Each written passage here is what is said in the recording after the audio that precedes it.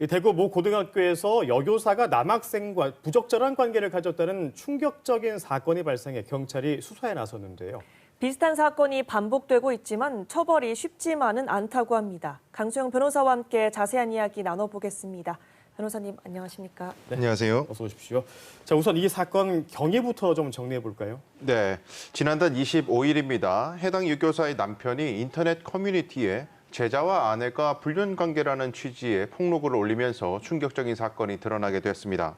남편은 지난달 20일 해당 유교사로부터 병원의 응급실에 가게 되었다는 연락을 받게 되는데요. 그래서 남편이 왜 응급실을 가게 됐는지를 나름대로 알아보니까 진단명 결과 뭔가 석연치 않은 점이 있어서 의혹을 가지게 됩니다. 그래서 이 여교사의 블랙박스 영상을 살펴보게 되는데 병원 응급실에 오기 전에 모텔에 간 사실을 알게 되고 그 모텔의 CCTV를 확인한 결과 모텔에서 남학생과 함께 부축을 받으면서 구급차에 타는 장면을 확인하게 됩니다. 또 블랙박스 녹음에서는 이 남학생이 여교사와 성적 조작에 관련된 대화도 있었다는 취지로 폭로를 했는데요. 해당 여교사는 남편에게 이 부적절한 관계에 대해서는 인정한 것으로 알려져 있고요. 학교에서는 퇴직 처리가 되었습니다. 네, 그런데 이 사건 여교사의 퇴직 처리로 끝날 일은 아닌 것 같은데 경찰 수사는 현재 어떻게 진행되고 있나요? 네, 현재 경찰은 우선 아동복지법 위반 혐의로 조사를 하고 있는데요.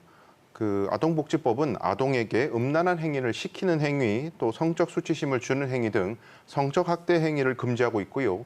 이런 범행을 한 자에게는 징역 10년 이하 또는 벌금 1억 원 이하를 처할 수 있도록 규정하고 있습니다. 다만 이 강간이나 강제추행 혐의로는 조사하고 있지 않은데 아마도 이 당시에 여교사가 폭력이나 협박을 행사한 사실은 없는 것으로 보입니다. 그리고 교육청은 성적 조작에 대해서는 그러한 사실이 없는 것으로 잠정 결론을 내렸습니다만 경찰은 원점에서 이 가능성까지 모두 수사를 진행하고 있습니다. 그렇군요. 지금 뭐 학교와 종교단체 등에서도 비슷한 사건이 계속 이어지고 있는데요. 이걸 그루밍 성범죄라고 하는데 성폭력이라고 하는데 어떤 범죄인지 좀 자세하게 설명해 주신다면요. 네, 그루밍이라는 것은 이제 고양이과 동물들 이 손이나 뭐 혀 등으로 털을 다듬어주는 그런 행위를 말하는데요. 범죄에서의 그루밍은 이 연약한 뭐 미성년자나 아동 그리고 보호를 받아야 할 심리적 의존 관계에 있는 환자 또 신도 이런 사람들을 심리적으로 지배하기 위해서 친밀감이나 의존감, 신뢰감 이런 걸 높이는 행위를 말합니다. 한마디로 길들이기라는 것이죠. 이런 길들이기를 당한 사람은 성적 행위에 대해서 결단을 내릴 수 있는 주체적이고 합리적인 판단을 내릴 수 없게 됩니다. 보통 6가지 단계를 거친다고 하는데요. 첫 번째는 이제 가출이나 이런 것을 통해서 좀 취약한 피해자를 고르고요. 두 번째는 그 피해자의 신뢰를 얻는 행동을 하고, 세 번째는 선물 등으로 욕구를 계속 충족을 시켜줍니다. 네 번째 단계에는 보호자나 주변 사람들과의 관계를 서서히 고립을 시키고 격리를 시키고요. 다섯 번째 단계는 신뢰 관계를 점점 성적 관계로 변화하게 됩니다. 여섯 번째 마지막 단계는 그 관계를 벗어나지 못하도록 불안감 등을 조성해서 계속해서 통제하는 단계까지 이르게 됩니다. 네.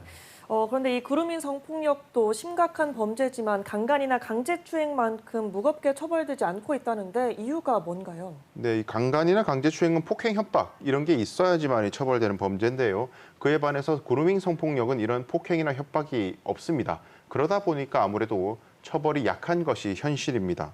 2016년에 중3 소년과 4차례 성관계한 30대 학원 강사에게 집행유예 선처가 있었던 적이 있고요. 2019년 충북의 한 중학교에서는 30대 교사가 역시 자신이 근무하던 3학년 제자와 여러 차례 성관계를 가졌는데 징계를 받았을 뿐 심지어 형사처벌을 받지도 않았습니다. 또 2020년에도 인천의 한 고등학교에서 교사가 제자와 여러 차례 성관계를 했는데 역시 집행유예의 선처를 받았었습니다. 네.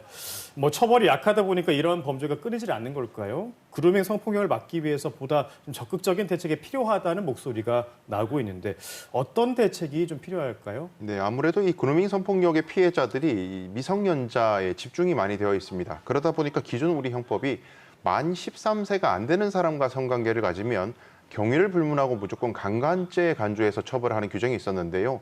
최근에 이 법이 이제 연령이 조금 높아지면서 만 16세 미만의 자와 성관계를 한 사람은 성년인 경우에 강간죄에 준해서 처벌을 받을 수 있도록 규정이 바뀌긴 했습니다. 그러나 규정 자체로도 고등학생의 경우에는 처벌의 공백이 있을 수밖에 없는데요. 이런 상황에서 좀 더 적극적인 법 개정이 있어야 된다는 움직임이 있습니다. 특히 미국의 미네소타주 형법에 따르면 이 심리치료사와 환자 간의 관계에서 그런 치료 환자의 관계가 계속 유지되는 상황에서 성관계를 하게 되면 심지어 성관계에 대한 동의가 있었다 하더라도 성범죄로 처벌된다는 규정이 있는데요. 우리나라에서도 특수관계, 즉 교사와 학생, 환자와 의사, 또 종교 지도자와 신도 이런 특수 관계별마다 성범죄를 따로 신설하는 법을 고민해 볼 필요가 있을 것 같습니다. 예, 알겠습니다. 지금까지 그루밍 성폭력과 대책에 대해서 얘기 나눴습니다. 강수영 변호사였습니다. 고맙습니다.